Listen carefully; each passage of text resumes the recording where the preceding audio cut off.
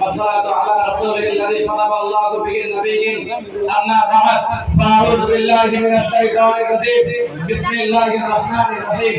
ما كان محمد أبا أحد من رجالكم ولكن رسول الله وخاتم النبيين. وقال رسول الله صلى الله عليه وسلم أنا خاتم النبيين لا نبي بعد أو كما قال عليه الصلاة والسلام. গতকাল শাহজারি ছাত্রনগর বার্ষিক আয়োজিত সাপ্তাহিক সেমিনারের সম্মানিত সভাপতি সুদক্ষ পরিচালক ও বিজ্ঞ বিচারক মণ্ডলী, আমার সামনে এক জাকেলের বিভাগ বিভাজিত ছাত্র ভাইয়েরা, সকলকে জানাই আমার পক্ষ থেকে আন্তরিক মোবারকবাদ। আজ আমার বক্তৃতার বিষয় হলো আকীদায়ে খতমে নবুয়ত। তো সর্বপ্রথম আমরা জেনে নেই আকীদায়ে খতমে নবুয়ত শব্দের অর্থ কি। আকীদা অর্থ হলো বিশ্বাস, আর খতমে নবুয়ত শব্দের অর্থ হলো নবুয়তের শেষ। সুতরাং এর বাস্তব অর্থ হলো যে নবুয়তের ধারাবাহিকতা শেষ হয়ে গেছে। এই বিশ্বাস অন্তরে স্থাপন করার নাম হলো আকীদায়ে খতমে নবুয়ত।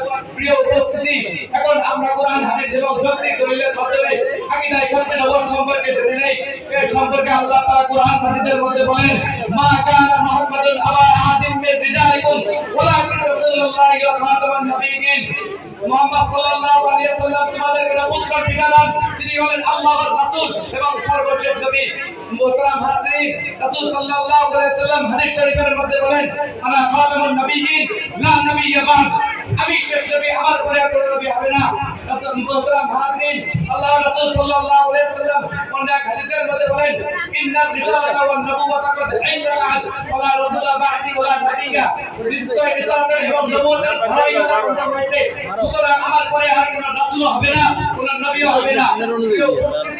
এখন আমরা যৌক্তিক দলিলের মাধ্যমে খতমে নবুয়ত সম্পর্কে জেনে নেই। প্রিয় উপস্থিতি, পৃথিবীর মধ্যে একজন নবীর পর আরেকজন নবী আসার জন্য তিনটি মাত্র কারণ হতে পারে।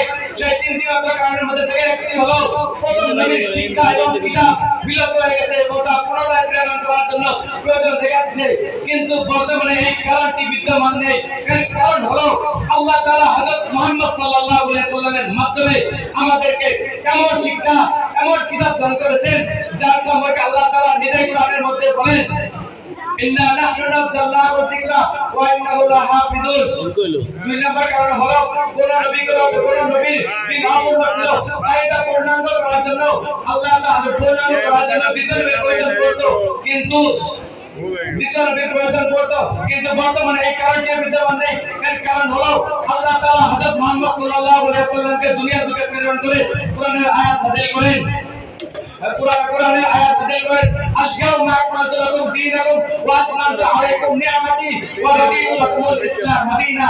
তিন নম্বর কারণ হলো কোন নবী কোন গোত্রের জন্য নির্দিষ্ট ছিল, তাই অন্যান্য গোত্রের জন্য অন্যান্য নবীর প্রয়োজন পড়তো।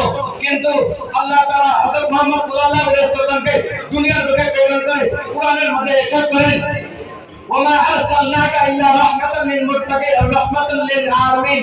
অপর আয়াতের মধ্যে আল্লাহ তাআলা বলেন, ওমা আরসালনাকা ইল্লা কাফাতাল লিন-নাসি বাশীরা ওয়া নাযীরা।